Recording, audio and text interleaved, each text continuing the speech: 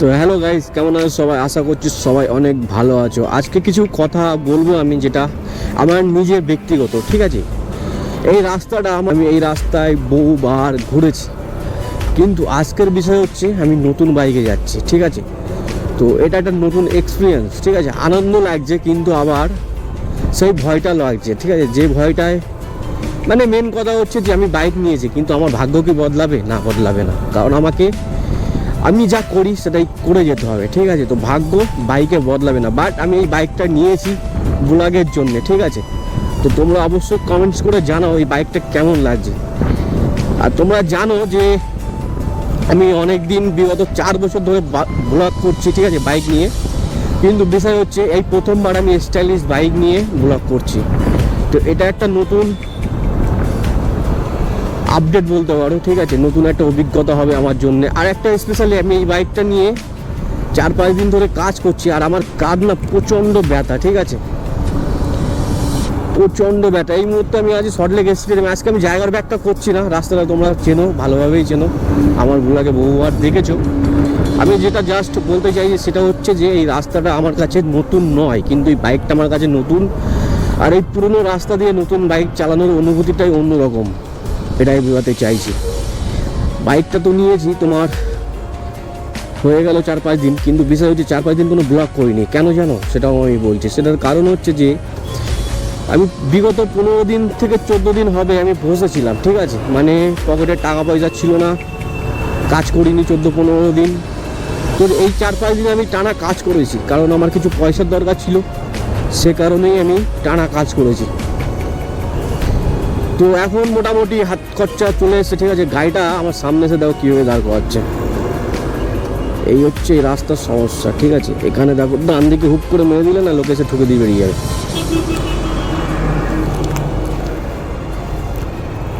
আজকের ব্লগটাও আমি বেশি বড় করব না, জাস্ট 2-4 মিনিটেরই।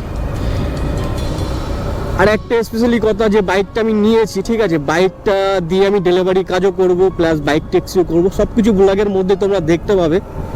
আমি জানি না ঠিক করছি কি ভুল করছি। এই কদিন আমি কাজ করছিলাম, তো অনেকেই বলছে যে এই বাইকটা নিয়ে কাজ করছে, এত দামি বাইক নিয়ে, বাইক তো খারাপ হয়ে যাবে।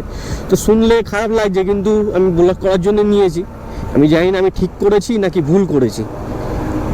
তারপরে এই বাইকটা যেদিন নিয়েছি সেদিন লিও এসেছিল শহরে, লিওনেল মেসি। তো আমি ভাবছি বাইকটার নাম আমি দিই লিও, মিস্টার লিও। কি বলো তোমরা? এই নাম রাখলে কি হবে? মিস্টার লিও। আপাতত এই বাইকে মাইলেজ দিচ্ছে 38+, ঠিক আছে? আমি জানি না, সবাই বলছে প্রথম সার্ভিস করার পরে বেড়ে যাবে, ঠিক আছে? যথারীতি সবাই রিভিউ দিয়েছিল যে 45+ পাবো, তো এখন 38 অ্যাভারেজ দিচ্ছে। আর এই মুহূর্তে আমি চালিয়ে নিয়েছি বাইকটা 240, স্ক্র্যাচ করেছে, ড্রামস ব্রেকের মতো আওয়াজ হচ্ছে, পিছনের ব্রেকটা মারলে কিট করে আওয়াজ হচ্ছে, ঠিক আছে? আমি জানি না কেন হচ্ছে। কেউ বলছে বালিটাই ঢুকে গেছে হয়তো গিয়ারের ওই ইয়ের মধ্যে, তোমার কি বলে, আরে ভাই চল না রে, তোমার ব্রেক প্যাডের মধ্যে, ঠিক আছে, ব্রেক সুইয়ের প্যাডের মধ্যে হতেও পারে, আমি জানি না। তো বলছো আমাদের বাইকেও হয়, চাপ নিস না, ঠিক আছে? তো চাপ নিচ্ছি না। তো কালকে এই বাইকটা নিয়ে লং রাইডে যাব, মানে আমি আমার গ্রামের বাড়িতে যাব, আর সেই রাইডটা পুরো দেখাবো তোমাদের, আমার গ্রামের বাড়িতে যাওয়ার, ঠিক আছে? একটু যাব গ্রামে গিয়ে।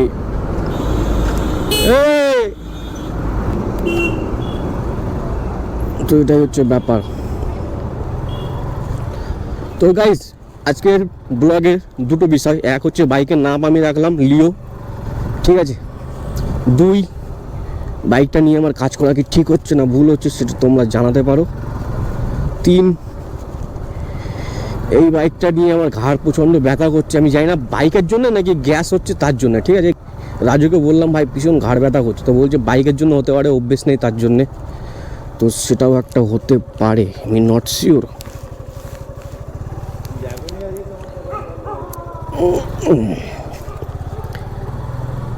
তো গাইজ, এই ব্লগটা এখানে শেষ করে দিচ্ছি, ঠিক আছে? কালকে দেখা হচ্ছে লং রাইডে।